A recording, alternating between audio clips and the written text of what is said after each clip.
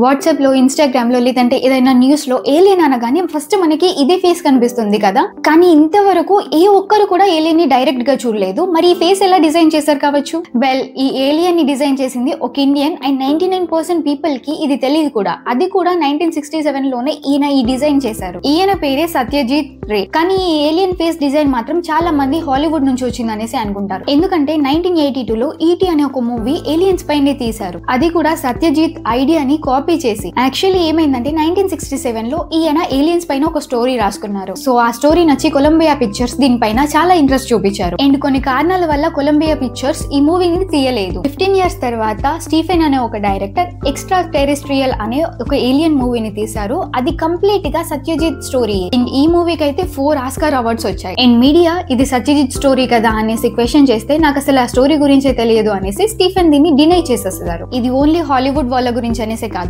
మనకు కూడా సత్యజిత్ గారి గురించి చాలా వరకు తెలియదు. Follow for more informative videos and don't forget to subscribe to my channel. Thank you.